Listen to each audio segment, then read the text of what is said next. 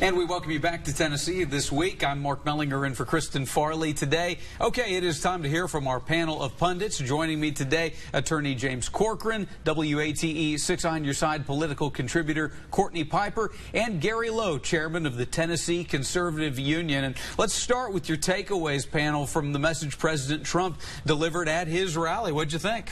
Well, I think George was probably dead on right, and that it's obvious that he's here to make sure that he can try to push Marsha Blackburn over the edge. He's definitely here making sure that he has the support of the Senate, and that's a very crucial seat right now. Interesting, too, Courtney, that he said he doesn't think people in Tennessee know Marsha Blackburn yet. That was his rationale for why this race is so close. What'd you think of that? That is a true statement, and it's clear that Marsha Blackburn's strategy is to tie herself to Donald Trump and get people to think Marsha Blackburn, Donald Trump. It's very clear from just her debates and also President Trump's demeanor at that rally that that is her strategy. It's zero substance. It's how closely can I tie myself to Donald Trump's brand. Gary, what'd you think? Yeah, well, President Trump said not only in Johnson City but the next night in South Haven, Mississippi, that the person he was stumping for, if you vote for them, a vote for Marsha or a vote for Cindy Hyde-Smith in Mississippi, right, is a vote for him. Because if you look at what we might have seen in the past 20 months, if, say, we didn't have Senator Bob Corker in there, we may have seen not the tax rollback that we saw. We would see open borders. We wouldn't see the progress toward dismantling Obamacare, etc. So it'd be a distinct difference, although Governor Bredesen says that, you know, he's a moderate and he appealed to a number of Republicans when he was governor, but it's a different, a horse of a different color in Washington. He wouldn't have the 132 lawmakers that he did have in Tennessee overseeing his legislative package.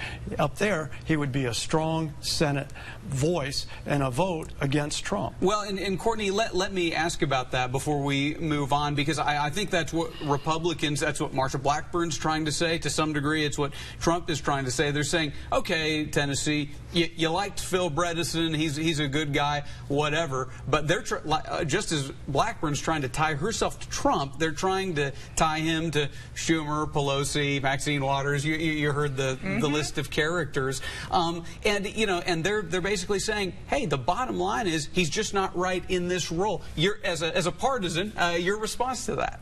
Well, it is not going to work. It's not going to work because Phil Bredesen's brand is so strong. He is the only candidate that has now put out an ad that has Republicans for Bredesen, where the campaign has released the names and the occupations of the people that appear in those ads, so we know those are Tennesseans and they're Tennessee voters. Marsha Blackburn's campaign has done nothing to really answer for that, that is credible. And so people have a very, very strong understanding of who Phil Bredesen is and what he stands for. And so I just don't think constantly tying him and saying Chuck Schumer, Nancy Pelosi, Obamacare is going to dig into his brand. They're going to have to think of something else. Well, and you know, Bredesen, of course, said he's not going to vote for Schumer as majority leader. Hey, we want to talk about the Senate race, by the way. A new Fox News poll out this week, just a couple days after the president's visit, and it showed Marsha Blackburn increasing her lead over Phil Bredesen, 48 to 43%, obviously a 5-point spread, up from 3 points the month before, but still inside the margin of error. And, you know, the polls have all generally been showing for some time that this race is pretty close. And, James, I guess I'd ask you next. I mean, where do you think it stands? Well, it's definitely neck and neck. You know, we definitely wouldn't have seen Trump here if it wasn't.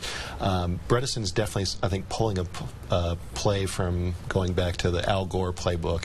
Al Gore, when he ran for office, would often say that he was going to be his own person, if he was going to support the president, even if he was a member of a different party. But then when you actually look at the voting record, I don't know that that actually necessarily is going to line up.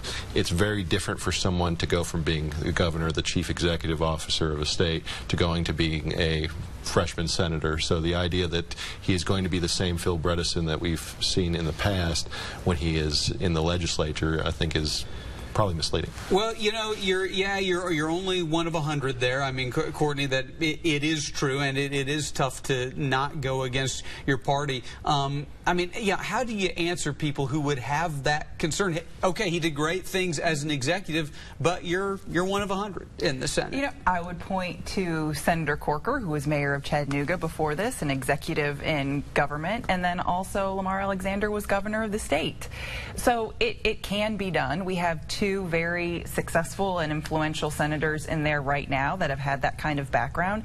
And to be quite frank, I think being a governor of a state or having that executive position and then going into a legislative body gives you a greater depth of understanding and gives you a greater depth of an ability to govern and compromise. And you're saying Corker and Alexander don't always march in lockstep with their party, even though they normally vote with them. Well, right now we've seen Lamar Alexander come out against this trade deal that President Donald Trump has talked about, and we've seen Senator Corker become very critical of President Trump. We've also seen Senator Lamar Alexander trying to get out in front of problems with health care and trying to fix our health care system and resolve some of the issues with the Affordable Care Act. So I think it's not accurate to say that just because Governor Bredesen was a governor and he's a Democrat that you're going to see him be this different person in the Senate. It just doesn't line up. Okay, we might talk about this race as the show continues, but something else we want to talk about is, you know, people waited out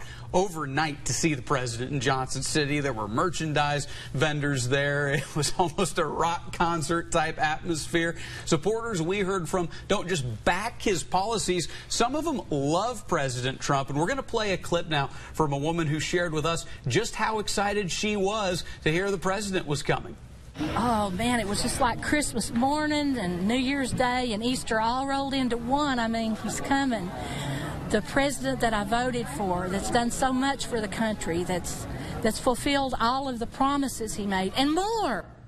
Yeah, I mean, of course, it wasn't all love. We did see protesters lining the route to the venue as well. But still, you heard that woman saying, you know, hearing the president was coming was like Christmas, Easter, and New Year's Day all rolled into one, you know, like Jesus is coming back or better. So, you know, the question is, and Gary, I'll direct it to you first, what is it about President Trump that can inspire this sort of visceral loyalty from his supporters?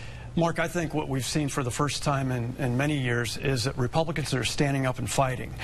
President Trump is leading the way. He's speaking out. Some are opposed to how politically incorrect he is. But at the same time, he's showing a strength. And people are saying, you know, I was thinking that same thing. We still have a silent majority here in the United States. And I think that's one of the reasons, not to get off track, but when you look at polling, that's why sometimes these polls are so far off. If you take, for instance, in Kentucky, Matt Bevin, the Republican, hadn't had a Republican governor maybe 4 times in 100 years there. And they had him about 5 points down 3 days before Election Day. And then he won by 9 points. And we saw a similar thing with Trump. So I think that although this polling has been neck and neck, we may see a higher turnout for Marsha Blackburn for U.S. Senate than we expect. That is, if the Republicans do mobilize their base and get the moderate Republicans to vote conservatively. Well, and Courtney, before we go to break, I mean, you know, you chime in here on the Trump loyalty thing. I mean, do you agree with Gary that it has to do with the fact that he was a fighter? I mean, he was really the only presidential candidate who took on globalism in either party.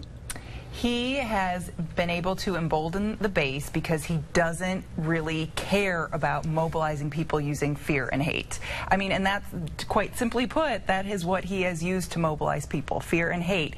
And I think up until this point, you've had a lot of presidential candidates that didn't want to go there, but this president has been willing to go there. What do you think, James? Is there a certain charisma about Trump?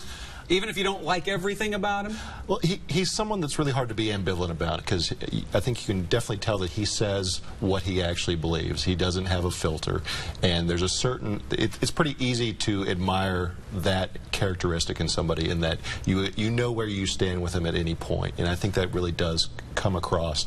And, love him or hate him, you know what it is that he stands for. Yeah, well, that much is definitely true. Now, still to come here, debates ahead in the Senate race and the governor's race. We find out what our panel wants to hear from the candidates next. You're watching Tennessee This Week on WATE 6 on your side.